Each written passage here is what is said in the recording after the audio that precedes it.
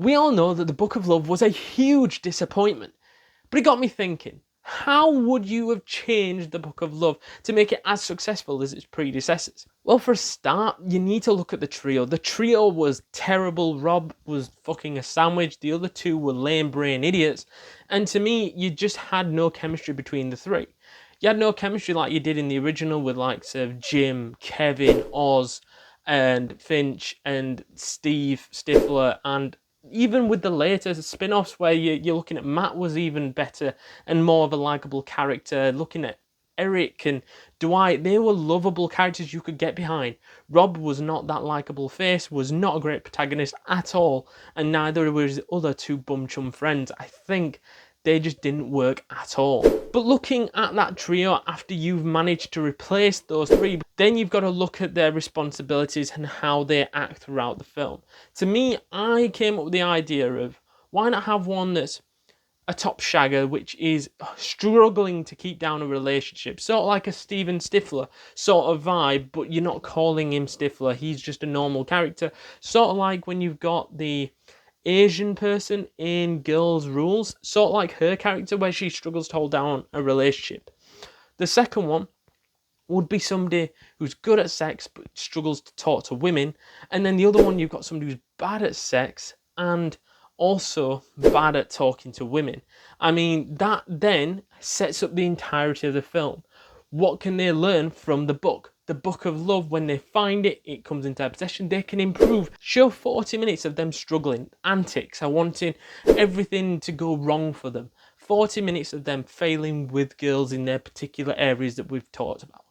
But then when they find the book, and I'll get onto how they find the book later on, but I think finding the book and then having that rest of the film then presenting how they have improved using the book, and then you can delve more into them getting better and improving for when it comes round to prom time or whatever the big event is that you're building up to.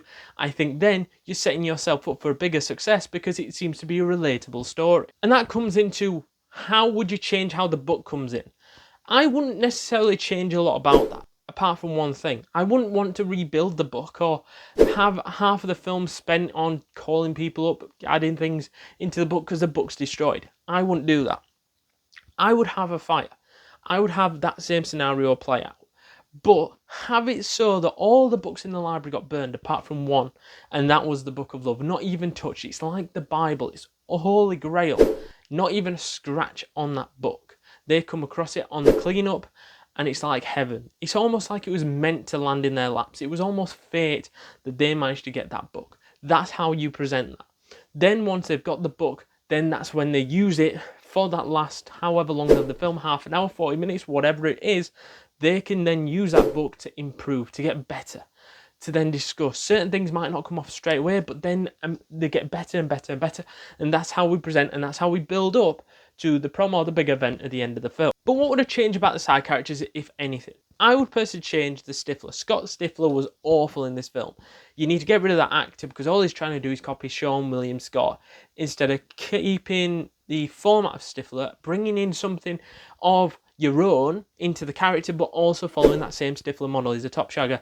He's somebody that doesn't care about having friends because he knows he's the coolest in the room. He's got energy. He's got everything that he wants to be. Stifler, the confidence of an idiot, bouncing around like an idiot too, but he almost can pull any girl in that room.